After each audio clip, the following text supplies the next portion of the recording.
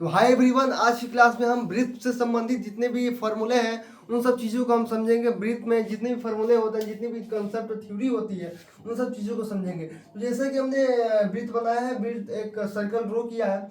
Circle के मध्य में क्या है? सेंटर है, ठीक है ना, सेंटर है।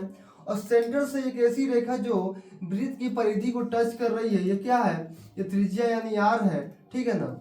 और इसके दूसरी तरफ एक वृत्त से एक और रेखा निकली जो परिधि को टच की, ठीक है ना। तो एक ऐसी रेखा, ठीक है ना, ये भी क्या है? आर है। तो एक ऐसी रेखा जो पूरे वृत्त को दो भागों में बांट रही है, वो क्या है? वो व्यास है।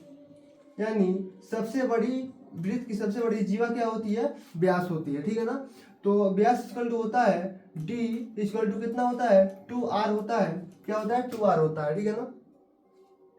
और वृत्त में, ठीक है ना, वृत्त में जो ये वृत्त है, वृत्त में इसमें एक ऐसी रेखा जो वृत्त के एक सिरे से दूसरे सिरे को टच कर रही है यहाँ पे, ठीक है ना। ये क्या है? इसकी जीवा है। क्या है? जीवा है। ये क्या है? जीवा है। ये जीवा है। और वृत्त में अनंत स्पर्श रेखाएं खींची जा सकती है। वृत्त में अनंत स्पर्श रेखाएं खींची जा सकती है। यहाँ मैं लिख रहा हूँ, वृत्त पर अनंत अनंत स्पर्श रेखा खींची जा सकती है। फर्स्ट पॉइंट हमारा, वृत्त में अनंत स्पर्श रेखा खींची जा सकती है। सेकेंड क्या है? वृत्त के किसी एक बिंदु पर केवल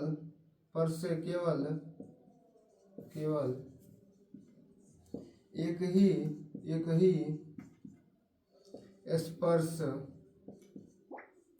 रेखा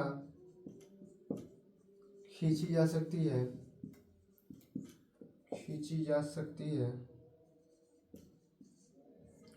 और मेन पॉइंट क्या है? वृत्त के अंदर किसी बिंदु से एक भी स्पर्श रेखा नहीं खींची जा सकती है। मतलब वृत्त के अंदर किसी कोई भी बिंदु हो, वहां एक भी स्पर्श रेखा नहीं खींची जा सकती है। वृत्त के केंद्र पर बना कोण कितने डिग्री का होता है? वृत्त के केंद्र पर बना कोण 360 डिग्री का होता है। 360 डिग्री का होता है। अब वृत्त में अनंत जीवा होती है।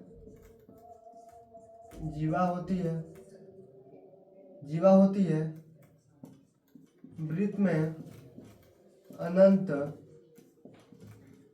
त्रिज्या व अनंत व्यास होता है। क्या होता है? व्यास होता है, ठीक है ना। अब देखिए, जो वृत्त है और वृत्त का जो व्यास है, व्यास है, इसके दोनों सिरों पर खींची गई स्पर्श रेखा, वृत्त के व्यास के दोनों सिरों पर खींची गई स्पर्श रेखा जो होती है, यह एक दूसरे के समानांतर होती है, यानी पैरेलल होती है। मतलब वृत्त के व्यास के दोनों ओर खींची गई स्पर्श रेखा एक दूसरे के समांतर होती है, समांतर होती है। तो हमने इतना थ्योरी लिखाया, इस थ्योरी से ठीक है ना एग्जाम में क्वेश्चन बन जाते हैं। जैसे हमने लिखवाया फर्स्ट नंबर पर कि वृत्त पर अनंत स्पर्श रेखाएं खींची जा सकती है, ठीक है ना, वृत्त पर अनंत स्पर्श रेखाएं खींची जा सकती है।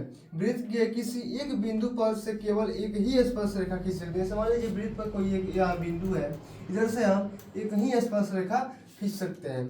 थर्ड नंबर पॉइंट है हमारा, वृत्त के अंदर किसी बिंदु पर, मतलब वृत्त के अंदर कोई बिंदु हो उस पर से एक भी स्पर्श रेखा हम नहीं खींच सकते। यहाँ पर है वृत्त है, ठीक है ना, वृत्त में अनंत जीवा होती है, वृत्त में इधर अनंत जीवा होती है, क्या होती है, अनंत जीवा होती है। वृत्त में अनंत त्रिज्या व अनंत व्यास होता है, ठीक है ना। वृत्त के व्यास के दोनों ओर, जैसे ये वृत्त है, इसका ये व्यास है, इसके दोनों ओर, इस ओर और इस ओर खींची गई जो स्पर्श रेखा ये होती है, स्पर्श रेखा होती है, ये क्या होती है, एक दूसरे के समांतर यानी समांतर होती है, ठीक है ना। वृत्त का जो व्यास होता है वो क्या होता है, त्रिज्या का दुगुना होता है, यानी d=2r होता है, ठीक है ना। और जो वृत्त है, वृत्त का क्षेत्रफल क्या होता है, वृत्त का क्षेत्रफल होता है πr² होता है, ठीक है ना। वृत्त का जो परिधि होता है, वृत्त का परिधि क्या होता है, पैरीमीटर क्या होता है, 2πr होता है, ठीक है ना। थोड़ा और इसके बारे में जाने वृत्त के बारे में, तो वृत्त के त्रिज्याखंड वृत्त के त्रिज्याखंड का क्षेत्रफल क्या होता है, वृत्त के त्रिज्याखंड का क्षेत्रफल होता है, वो होता है, जैसे वृत्त का क्षेत्रफल क्या है, πr² है, πr² है। इसी में हम θ/360 से अगर मल्टीप्लाई करते हैं तो क्या होता है, वृत्त का त्रिज्याखंड का क्षेत्रफल निकल आता है, ठीक है ना। अब आता है वृत्त के चतुर्थांश का क्षेत्रफल, चतुर्थांश का क्षेत्रफल।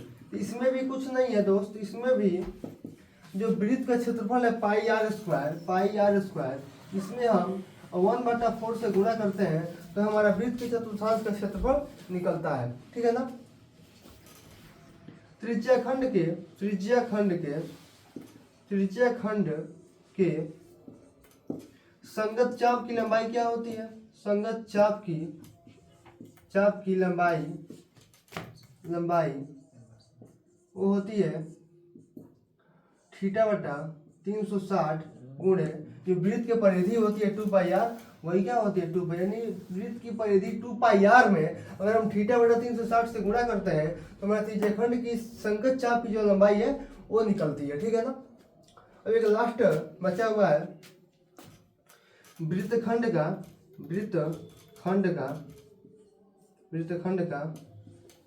ठीक है ना, वृत्तखंड का क्षेत्रफल वो क्या होता है, θ/360 गुणे πr² में अगर हम माइनस करते हैं 1/2, ठीक है ना, 1/2 r² sin θ अगर हम माइनस कर देते हैं तो हमारा वृत्तखंड का क्षेत्रफल क्या होता है, फाइंड होता है।